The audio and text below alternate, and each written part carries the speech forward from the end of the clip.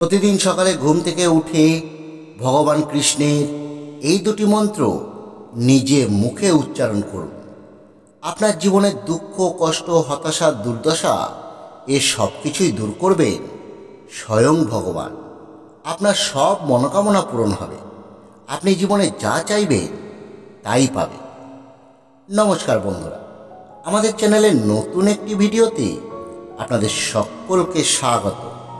বন্ধুরা, আজ আমরা এই ভিডিওতে ভগবানের এমন দুটি মন্ত্র আপনাদেরকে বলবো, যে মন্ত্র দুটি আপনারা যদি প্রতিদিন একবার করেও উচ্চারণ করেন, তাহলে আপনি জীবনে যা চাইবেন তাই পাবেন। আপনার জীবনে সকল সমস্যা দূর করবেন স্বয়ং ভগবান। সঙ্গে থাকুন আমাদের। মন্ত্র দুটি সম্পর্কে বিস্তারিতভাবে জেনে নিন আমাদের এই ভিডিও থেকে, এবং তারপর নিজের জীবনে প্রয়োগ করে দেখুন। ম্যাজিকের মতো বদলে যাবে আপনার জীবন। কিন্তু তার আগে এই ধরনের ভিডিও নিয়মিত দেখতে আমাদের এই চ্যানেলটিকে অবশ্যই সাবস্ক্রাইব করে রাখুন।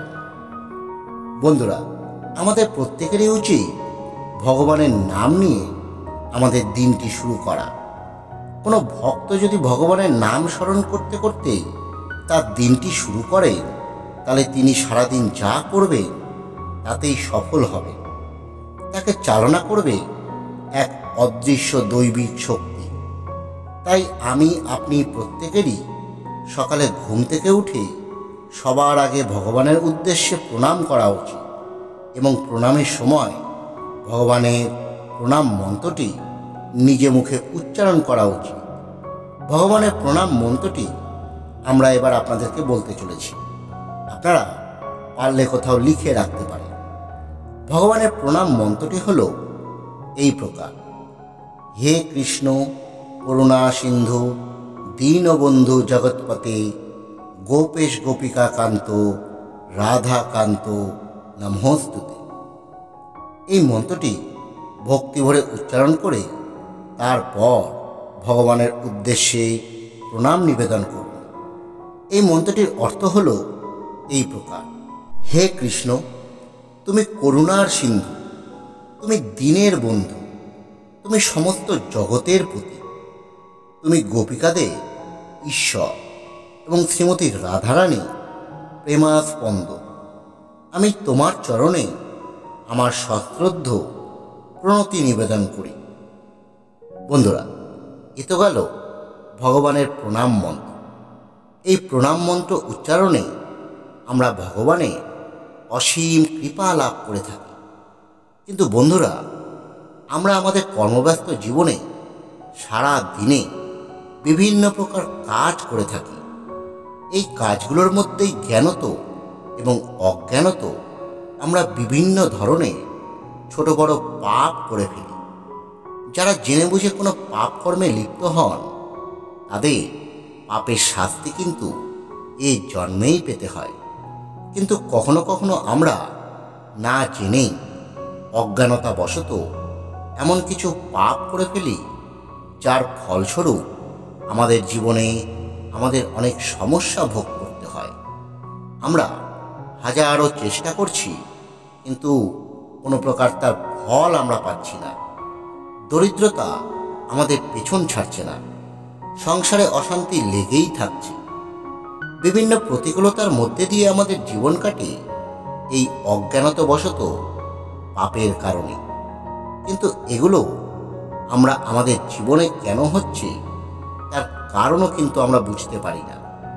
তাই আপনারা ভগবানের প্রণাম করবার পর যদি পাপের ক্ষমা প্রার্থনা মন্ত্রটি একবার করেও উচ্চারণ করেন, তাহলে আপনারই অজ্ঞানতার কারণে হওয়া ছোট বড় হাজারো পাপ খণ্ডিত হতে থাকবে।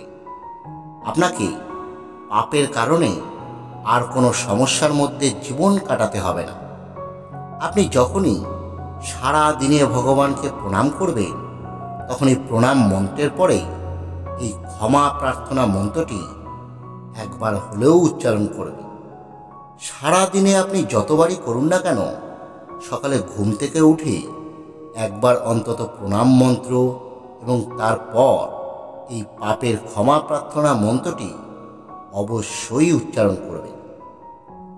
যাই হোক বন্ধুরা, এবার জেনে নেওয়া যাক পাপের ক্ষমা প্রার্থনা মন্ত্রটি। তার সঙ্গে সঙ্গে জানব এই মন্ত্রে বাংলা অর্থ। তাহলে পাপের ক্ষমা প্রার্থনা মন্ত্রটি হলো এই প্রকার: পাপহম পাপ কর্মাহম পাপ আত্মা পাপ সম্ভাবন ত্রাহি মাম পুণ্ডরিকাক্ষম সর্ব পাপ হরো হরে। এবার জানি এই মন্ত্রটি বাংলা অর্থ। মন্ত্রটির বাংলা অর্থ হল, জেনে বা না জেনে আমি অনেক পাপ কর্ম করেছি, আমার দ্বারা অসংখ্য পাপে সম্ভব হয়েছে। হে পুণ্ডরিকাক্ষ, আমাকে উদ্ধার করো। হে হরি, আমার সমস্ত পাপ তুমি হরণ করো। বন্ধুরা, এই গেল সেই দুটি মন্ত্র, যে মন্ত্র দুটি আপনারা যদি সকালবেলা করে উচ্চারণ করে আপনি জীবনে যা চাইবে আপনি তাই পাবেন। ভিডিও যদি ভালো লাগে লাইক করুন, অন্যদের মধ্যে শেয়ার করুন। ধন্যবাদ, সকলে ভালো থাকবেন।